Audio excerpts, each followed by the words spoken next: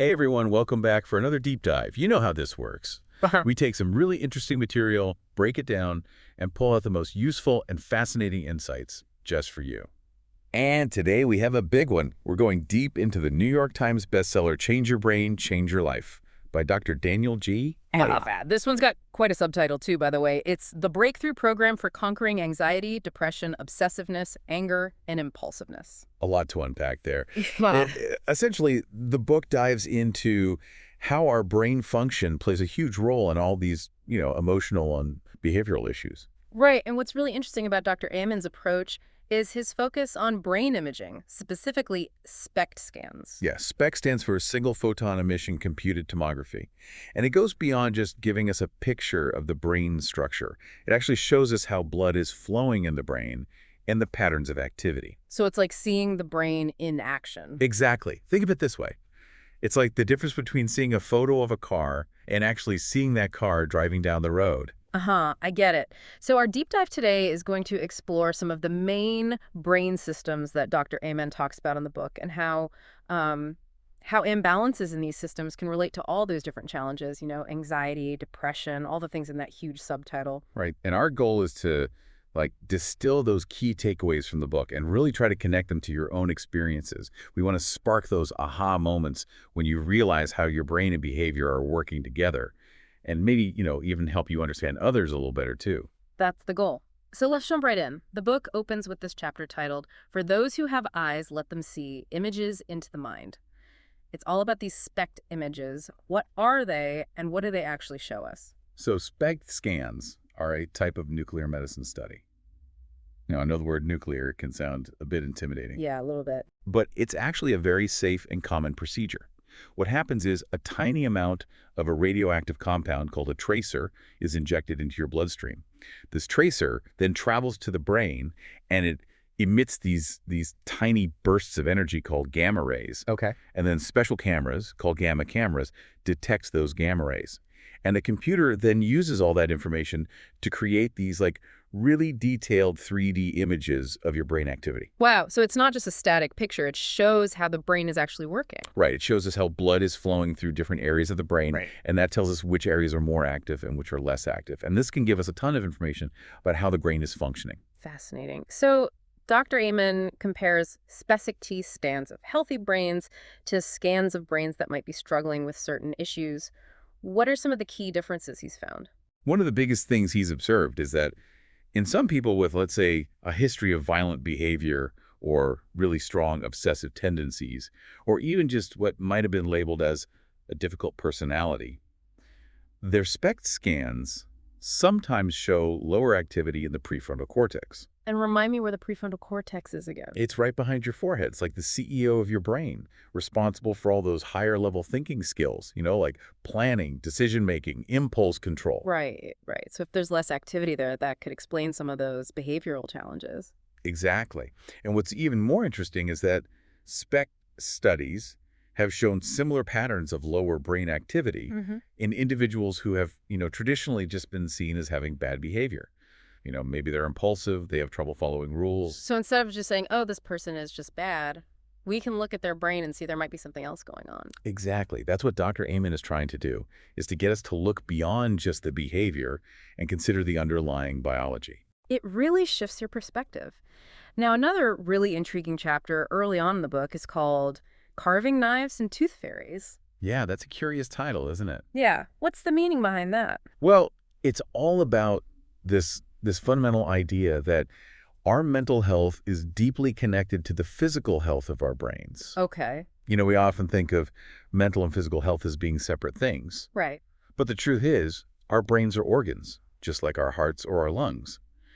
And they can be healthy or unhealthy, just like any other organ. So it's less about some mystical force and more about the actual physical brain. Right. And what Dr. Amen is saying is that many psychological problems actually have a biological basis in the brain. I see. So if we can understand what's going on in the brain, we can start to address those problems more effectively. And the chapter really emphasizes this really empowering message, which is that you can change your brain. You're not stuck with the brain you're born with. Right. And by changing your brain, you can change your life. That's a huge message. And the book dives into specific brain systems and how they relate to our emotions and behavior.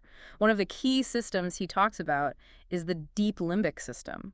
So, what is the deep limbic system? So the deep limbic system is this network of structures located kind of in the center of your brain. Okay. And Dr. Ammon calls it the bonding and mood control center. Bonding and mood control. Yeah, it's involved in all those really essential feelings like love, attachment, happiness, peacefulness, calmness. So basically, when it's working well, we feel good. We feel connected. Exactly. And when it's not working well, we can run into some problems. What kinds of problems? Well, an overactive deep limbic system can lead to moodiness, irritability, a tendency towards depression, more negative thinking, seeing things in a negative light, low motivation. Wow, wow. You might also experience a flood of negative emotions, have trouble with sleep and appetite, lose interest in sex, and maybe even withdraw socially. That's quite a list. It is, and it can be really debilitating for people. Does the book give any examples of, like, real people who've experienced this? Yeah, Dr. Amen talks about a woman named Sarah who struggled with bipolar disorder,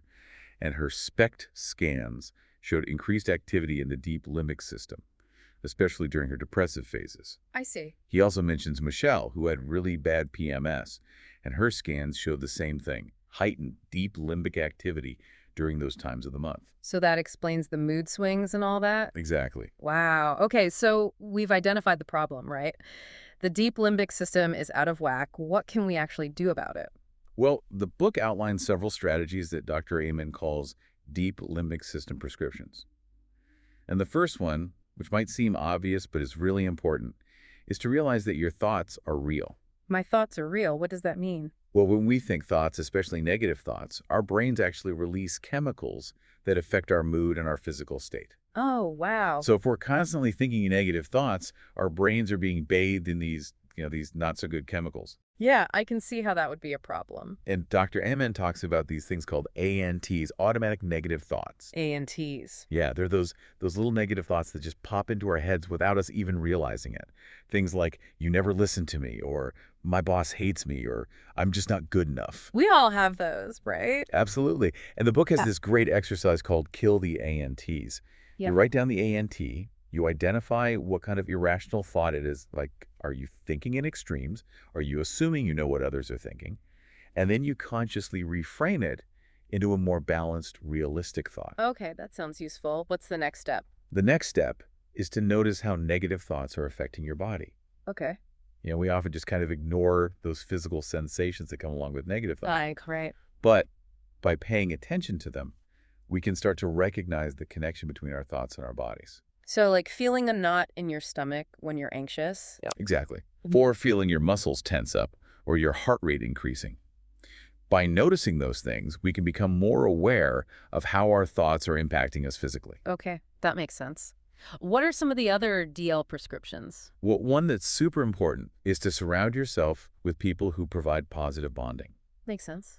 Our relationships have a huge impact on our mood and our emotional well-being. Feeling connected and supported can really help to soothe the deep limbic system. Right. And along those same lines, the book talks about the importance of building people skills to enhance those limbic bonds. So it's not just about being around people, but about having healthy, positive relationships. Exactly. And the book gives some really specific advice on how to improve your relationships. Like what? Well, it talks about taking responsibility for your part in interactions, giving others your full attention when they're speaking, protecting your relationships from conflict, assuming the best intentions in others, keeping your relationships fresh and interesting, noticing the good in the other person, communicating clearly, maintaining trust, dealing with conflicts constructively, and making time for each other. It sounds like basic relationship advice, but I guess it all ties back to the brain. It does. It all comes back to that deep limbic system and how it's wired for connection. Right. What else can we do for our deep limbic system?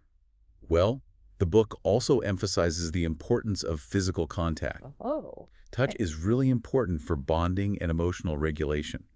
So hugs, cuddling, holding hands, those things can have a really positive impact on the deep limbic system. Interesting. And finally, Dr. Amen suggests surrounding yourself with great smells. Great smells. Yeah, our sense of smell is directly connected to the limbic system, and pleasant scents can really influence our mood and emotional state. Like aromatherapy. Exactly. Okay, I can see how that would work. So we've talked about the deep limbic system. What's another key brain area that Dr. Amen focuses on? He talks about the basal ganglia. Basal ganglia. Yeah, they're these large structures deep within the brain, and they play a really important role in integrating our feelings, our thoughts, and our movements. So they're kind of like a central hub. Exactly. Yeah. They're involved in coordinating our internal experiences with our external behaviors. Okay, that's interesting. What are some of their specific functions? Well, they help us to integrate feelings and movement, to shift and smooth our motor behavior, to suppress those unwanted movements like fidgeting. They also set the body's idle speed or anxiety level. Oh, that's important. Yeah. And they're also involved in motivation and in experiencing pleasure and ecstasy. Wow, they do a lot. They do. They're really important for our overall well-being. So what happens when they're not working properly? Well, an overactive basal ganglia system can lead to all sorts of problems related to anxiety and tension. Like what? It can manifest as just general anxiety, nervousness, panic attacks, physical sensations of anxiety, a tendency to predict the worst, conflict avoidance, muscle tension, soreness, tremors, fine motor problems, even headaches. Wow, that's a lot of anxiety. It is. And it can be really hard to live with. Does the book give any examples of this? Yeah, he talks about this guy named Bill who had really bad anxiety, like all the time. He was always on edge, always worried about something. Aww. And his SPECT scan showed increased activity in his basal ganglia, which correlated with his anxiety symptoms. I see. It's also interesting to note that the book talks about how certain drugs, like cocaine and Ritalin, can affect the basal ganglia by increasing dopamine levels. And dopamine is? Dopamine is a neurotransmitter that's involved in pleasure and reward. So when we take drugs that increase dopamine, it can actually contribute to feelings of stimulation and sometimes anxiety. Okay, so how can we manage this anxiety that might be linked to the basal ganglia? Well, Dr. Amen has several basal ganglia prescriptions in the book. And the first one is, again, to kill those fortune-telling ANTs. This negative thoughts. Yeah, for people with overactive basal ganglia, their negative thoughts often take the form of predicting bad things happening in the future. So the key is to challenge those predictions, to not just accept them as truth. Okay. Another prescription is to try meditation or self-hypnosis. Oh, that's interesting. These practices can be really helpful for calming the anxiety and reducing the muscle tension that often comes with an overactive basal ganglia. And the book actually gives a really simple 3-step self-hypnosis technique. Oh, cool. First, you relax your body. Then you focus your attention on a calming image or sensation. And then you do some slow, deep breathing. Okay, that sounds easy enough. What else? He also talks about the 80-40-60 rule. What's that? Well, the idea is that when you're 18, you worry a lot about what other people think of you. Oh, yeah. But by the time you're 40, you care a lot less. And by 60, you realize that no one was really thinking about you that much anyway. That's a good point. So the prescription is to try to shift your focus away from those worries no matter how old you are. Okay. What about conflict? Conflict can definitely trigger anxiety. Yeah, that's a big one. And the book has some helpful rules for dealing with conflict, like making rules where neither partner always gives in, being angry but standing up early before it gets out of control, managing strategic avoidance, and working together for shared goals. Okay, those are some good tips. Now let's move on to another part of the brain, the prefrontal cortex. I know you mentioned it earlier. Yeah, the prefrontal cortex is really fascinating. It's like the executive control center of the brain. It's responsible for all those higher-level thinking skills like planning, decision-making, impulse control, judgment, organization. So it's really important for our day-to-day functioning. Absolutely. And when it's not functioning well, we can have a lot of trouble. Like what? Well, decreased activity in the prefrontal cortex can lead to distractibility, impulsivity, difficulty with organization and planning, making mistakes, and not learning from them. Oh, wow. Yeah, it can be really challenging. Does he give any examples of this in the book? Yeah, he talks about Andrew, who was really impulsive, and Zachary, who had trouble paying attention and focusing in school, and their SPECT scans showed lower activity in the prefrontal cortex. I see. And he also mentions that ADD is often linked to lower prefrontal cortex activity. Right, right. So how can we boost our prefrontal cortex function? Well, Dr. Amen has several prefrontal cortex prescriptions. One of them is to develop and maintain clear focus. Okay. And he has this great exercise called the one-page miracle. What's that? Basically, you take a single piece of paper and write down your goals in all the different areas of your life, your relationships, work, money, Yeah. self, Right. and then you review that page regularly to keep your focus sharp. Okay, that sounds helpful. What else? He also says to focus on what you like a lot more than what you don't like. That's good advice in general. It is. Hmm. And it actually helps to improve prefrontal cortex function. Oh, interesting. Yeah, when we focus on positive things, our brains work better. Makes sense. Yeah. What else? Well, it's important to have meaning, purpose, and excitement in your life. Yeah. When we're engaged and passionate about things, our prefrontal cortexes are more active. Right. He also talks about audiovisual stimulation, which is this technique developed by Harold Russell Sell, PhD, and Russell and Dr. Carter, that might help people with ADD by decreasing theta brainwave activity and increasing beta brainwave activity. Can you explain that a little more? Sure. So our brains produce different types of brainwaves, and each type of brainwaves is associated with a different state of consciousness. Okay. Theta waves are slower brainwaves, and they're associated with relaxation, drowsiness, and daydreaming.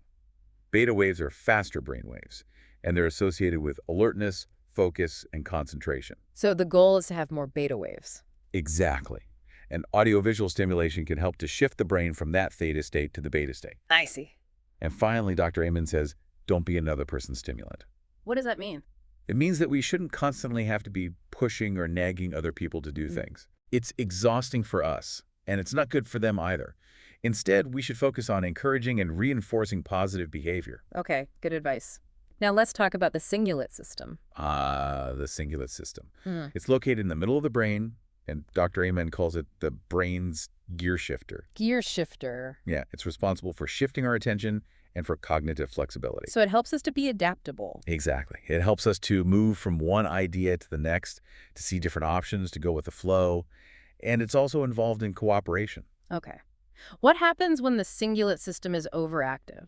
When the cingulate system is overactive, we can get stuck on thoughts, stuck on behaviors. Oh, no. Yeah, it can lead to excessive worrying, holding on to hurts from the past, obsessions, compulsions, oppositional behavior, argumentativeness, saying no automatically, Yeah. addictive behaviors, chronic pain, cognitive inflexibility, OCD, eating disorders. That sounds pretty rough. It is. It's like having this constant feeling of being stuck in a rut. Yeah, I can see how that would be debilitating. Are there any examples of this in the book? Yeah, he talks about Maury, who had chronic tension and worry, and his SPECT scans showed increased activity in the cingulate gyrus. And then there's Jill, who was a compulsive spender, and her scans showed the same thing. Okay, so how do we get unstuck? Well, the book has several cingulate system prescriptions. One of them is to notice when you're stuck, distract yourself, and come back to the problem later. So, like, take a break. Exactly. Do something completely different to break the cycle of rumination or compulsive behavior. Like what? Like sing a song, listen to music, take a walk, do a chore, play with a pet. Anything that gets your mind off of whatever you're stuck on. Okay, that makes sense. What else? He also says to think through answers before automatically saying no. Okay. People with overactive cingulate systems can have a tendency to be negative and resistant. So it's important to pause and consider things before just saying no out of habit. Right. And he suggests taking a deep breath and counting to 10 before responding. Good advice. What else? He also suggests writing out options and solutions when you feel stuck. Okay. Brainstorming can be really helpful for breaking free from rigid thought patterns. Yeah, I can see that. And it's also important to seek the counsel of others when you feel stuck. Sometimes we just need a fresh perspective. True. What about diet and exercise? Do those play a role? Yeah, Dr. Amen talks about how low serotonin levels can be associated with increased cingulate activity. And certain foods, like those high in carbohydrates, can help to boost serotonin. He also mentions L-tryptophan, which is a supplement that can help with serotonin production. I see. And exercise is always good for the brain. It helps to increase serotonin levels, which can improve mood and cognitive flexibility. Okay, great. Now, what about the temporal lobes? The temporal lobes are located on the sides of the brain, and they're responsible for memory, language, and emotional stability. Okay.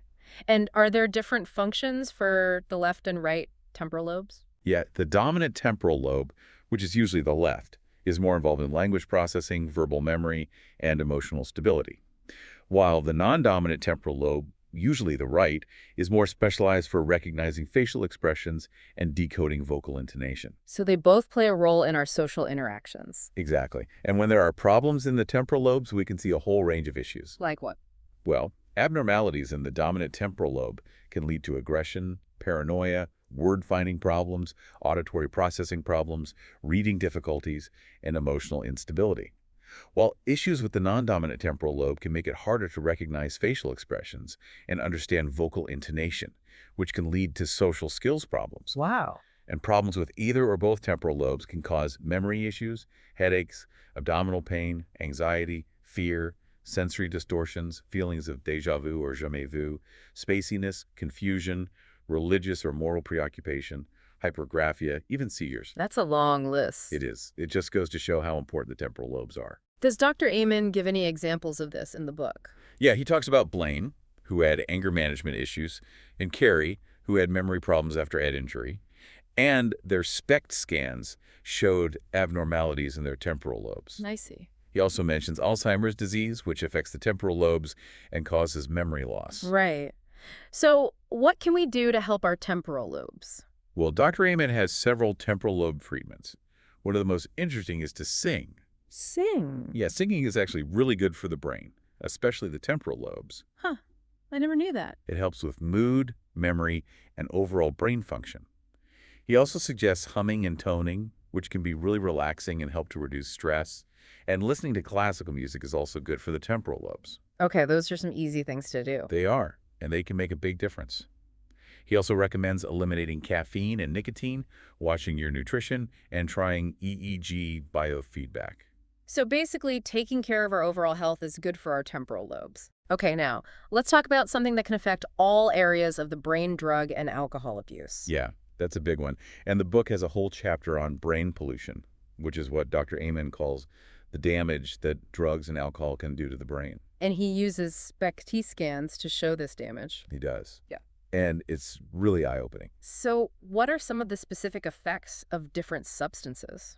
Well, alcohol can cause reduced blood flow in the brain, especially in the frontal and temporal lobes. Okay. It can also lead to thiamine deficiency, which can impair memory.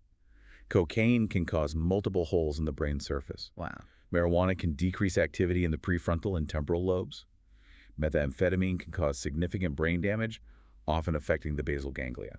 So these are all pretty serious effects. They are, and it's important to remember that even legal substances like caffeine and nicotine can have negative effects on the brain. Right, right. So the message is clear: drugs and alcohol are bad for your brain. Definitely. Okay, now, the last topic I want to touch on is violence. Yeah, violence is a really complex issue, and it's important to remember that it's not just caused by brain abnormalities. There are a lot of social and environmental factors that contribute to violence. Of course. But Dr. Amen does talk about some brain patterns that are often seen in people with violent tendencies. Like what? Well, they often have decreased activity in the prefrontal cortex, which we know is responsible for impulse control and judgment. Okay. They can also have increased activity in the cingulate gyrus, which can lead to getting stuck on negative thoughts and behaviors. And they often have abnormalities in the temporal lobes and limbic system, which are involved in mood and emotional regulation. So these brain differences can contribute to violence. They can. But it's important to remember that it's not a simple cause and effect relationship. Right, right. There are a lot of factors at play. Exactly. Well, this has been a fascinating deep dive into change your brain, change your life. It's amazing to think about how much our brains influence our thoughts, feelings, and behaviors. It is, and it really underscores the importance of taking care of our brains. Absolutely. So to sum up, the book highlights the different brain systems and how imbalances in these systems can lead to a variety of challenges. It also offers a ton of practical strategies for improving brain function and overall well-being. And I think the biggest takeaway is that we're not stuck with the brains we're born with. We can change our brains. And by changing our brains, we can change our lives. Exactly. And it makes you think, how might a better understanding of the brain change how we approach mental health and personal responsibility? Yeah, it's definitely something to ponder. Absolutely. So if you're interested in learning more about this, I highly recommend checking out Change Your Brain, Change Your Life. It's a great read. Thanks for joining us for this deep dive. We'll see you next time.